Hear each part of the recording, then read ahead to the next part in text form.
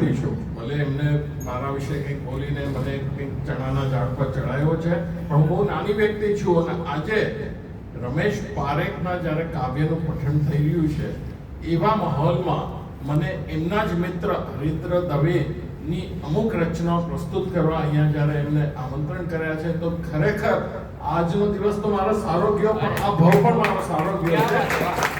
એટલે બહુ જ દિલથી નીતિનભાઈ, વર્ષાભાભી, વર્ષા આર્ટ્સને દિલથી અભિનંદન, દિલથી શુક્રિયા કે ભાઈ મને આ મોકો આપ્યો.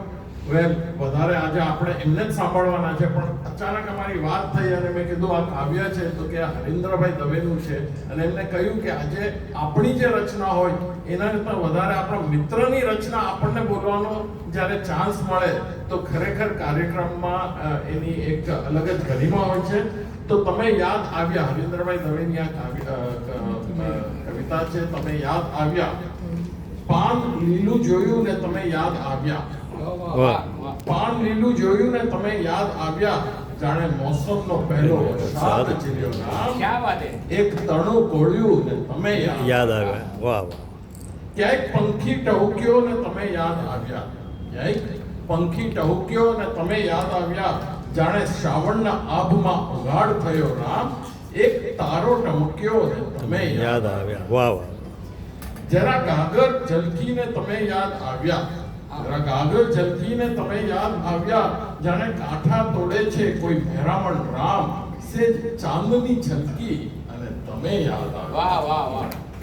કોઈ ઠાડું મળક્યું ને તમે યાદ આવ્યા, જાણે કાણુરાના મુખમાં કોઈ બ્રાંડ દીઠું રામ.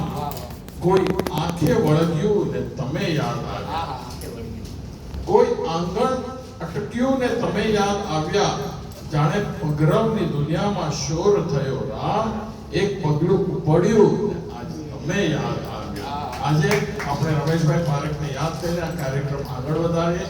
નામ ઘણું જ નાનું, આપણે રમેશ નામ બહુ કોમન, પારેખ નામ આપણા ગુજરાતીમાં બહુ કોમન, પણ આ એક જ વ્યક્તિ છે જેને એમના નામને શોર્ટ ફોર્મ કરીને કરીને જે ફેમસ કર્યું છે એ ખરેખર આપણે ગુજરાતીઓને નહીં, આપણા આખા ભારતવાસીઓએ આનો ગર્વ અનુભવવો જોઈએ.